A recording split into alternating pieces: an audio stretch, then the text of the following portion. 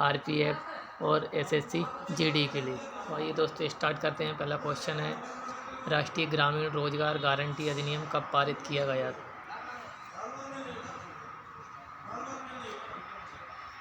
यहाँ पे आपका आंसर हो जाएगा सितंबर 2005।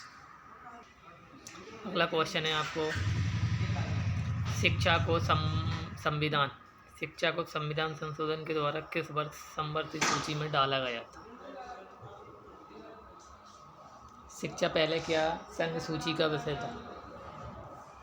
42वां संविधान संशोधन 1976 के द्वारा जो संविधान संशोधन हुआ था उसमें शिक्षा को संवर्धित सूची में डाला गया था। तो आपका आंसर हो जाएगा 1976। 42वीं संविधान संशोधन 1976 को मिनी कॉन्स्टिट्यूशन ऑफ इंडिया कहा जाता है।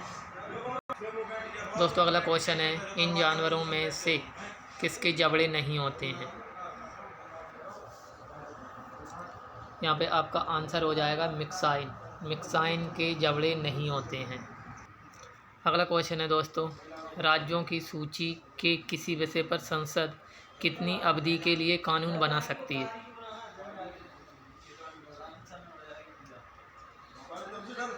यहाँ पे आपका आंसर हो जाएगा 3 वर्षों के लिए। अगर आपसे पूछ लिया जाए भारतीय संविधान में संसद का वर्णन किस अनुच्छेद में किया गया है, तो आपका आंसर हो जाएगा 79। अनुच्छेद 79 में संसद के बारे में बताया गया है। अगला क्वेश्चन है आपका, एलोरा के कैलाश मंदिर का निर्माण किसने करवाया?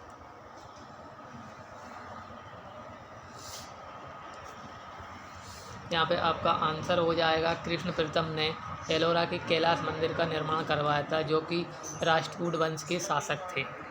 अगर आपसे पूछ लिया जाए राष्ट्रकूट वंश की स्थापना किसने की थी, तो नन्नुक ने की थी। दोस्तों अगला क्वेश्चन है आपका, गुलबदन बेगम द्वारा रचित पुस्तक का नाम है? आपका आंसर हो जाएगा हुमायूं नामा। हुमायूं नामा नामक पुस्तक गुलबदन बेगम के द्वारा लिखी गई है, जो कि हुमायूं की बहन थी गुलबदन बेगम। अगर आपसे पूछ लिया जाए हुमायूं का बचपन का नाम क्या था, तो सलीम था, जो कि शेख सलीम चिश्ती के नाम पर रखा गया था। दोस्तों अगला क्वेश्चन है आपका, ट्यूबलाइट में वह ऊर्जा का लगभग कितना भाग प्रकाश में परिवर्तित होता है?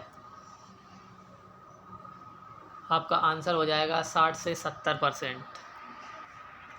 अगला क्वेश्चन है दोस्तों, गोचनी या बेजहड़ का तात्पर्य है? यहाँ पे आंसर हो जाएगा आपका गेहूं व जौ के साथ में चना बोना।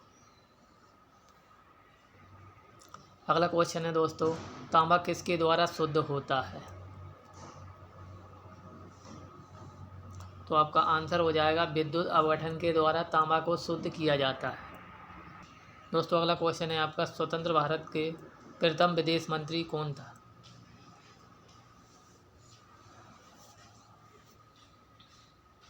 यहाँ पे आपका आंसर हो जाएगा पंडित जवाहरलाल नेहरू। पंडित जवाहरलाल नेहरू जो कि भारत के प्रथम प्रधानमंत्री भी बने थे, जिन्होंने लगातार 2 बार अपना कार्यकाल पूरा किया था। अगला क्वेश्चन है दोस्तों, बंगाल विभाजन का निम्न में से किसने निराकरण किया था?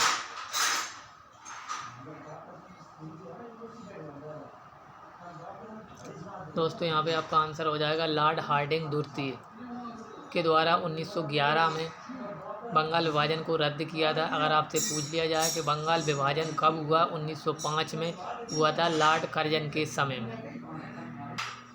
दोस्तों अगला क्वेश्चन है आपका, ब्रिटिश ईस्ट इंडिया कंपनी को भारत में व्यापार करने की अनुमति कब मिली? दोस्तों यहाँ पे आपका आंसर हो जाएगा 1600 में मिली थी। अगला क्वेश्चन है दोस्तों, भारत के घरों में आने वाली विद्युत की आवृत्ति कितने हर्ट्ज की होती है?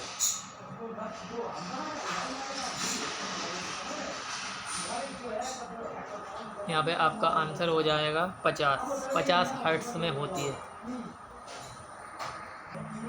दोस्तों अगला क्वेश्चन है, आला खंड की रचना किसने की है?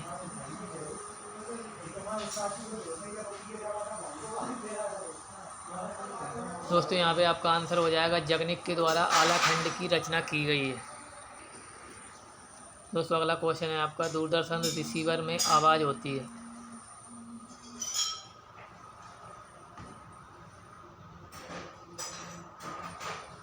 दोस्तों यहाँ पे आपका आंसर हो जाएगा फ्रीक्वेंसी मॉड्यूलेटेड। दोस्तों अगला क्वेश्चन है, जल प्रदूषण को मापने हेतु कौन सी जांच की जाती है? तो जल प्रदूषण को मापने के लिए BOD नामक जांच की जाती है, जिसका फुल फॉर्म हो जाएगा बायोमैकेनिकल ऑक्सीजन डिमांड। अगला क्वेश्चन है दोस्तों आपका, उत्तरी अमेरिका के मूल निवासी किस प्रजाति वर्ग से संबंधित है?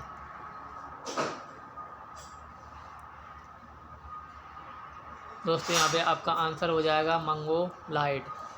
मंगोलायड को वहाँ की मूल प्रजाति कहा जाता है, मूल निवासी जिनको बोला जाता है।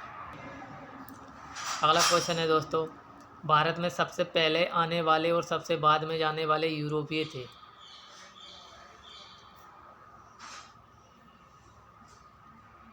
दोस्तों यहाँ पे आपका आंसर हो जाएगा पुर्तगाली। अगर आपसे पूछ लिया जाए कि पहला पुर्तगाली भारत में कब आया था, तो 1498 ईस्वी में कालीकट नामक बंदरगाह पर उतरा था, जिसका नाम था वास्को डे गामा, और भारत का शासक था उस टाइम पे जबोरे, जिसने उसका स्वागत किया था। और अगर आपसे पूछ लिया जाए कि वास्को डे गामा दूसरी बार भारत में कब आया था, तो 1502 ईस्वी में भारत में आया था। तो सबसे पहले पुर्तगालियों ने 1510 में गोवा पर अधिकार कर लिया था, और सबसे बाद में भारत स्वतंत्र होने के बाद ये भारत से लौटे हैं। दोस्तों अगला क्वेश्चन है, राष्ट्रीय पर्यावरण अनुसंधान संस्थान कहाँ पर स्थित है?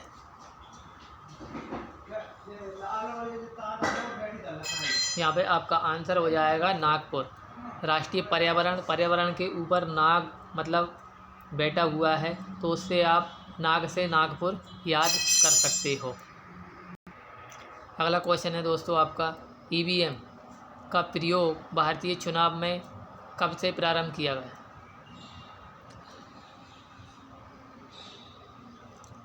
दोस्तों यहाँ पे आपका आंसर हो जाएगा 1998 से EVM का प्रयोग भारतीय चुनाव में किया गया है। अगर आपसे पूछ लिया जाए कि EVM का फुल फॉर्म क्या होता है, तो इलेक्ट्रॉनिक वोटिंग मशीन इसका फुल फॉर्म होता है।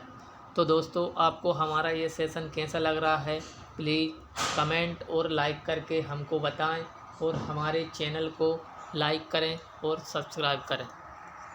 और दोस्तों आपको दीपावली की हार्दिक शुभकामनाएं।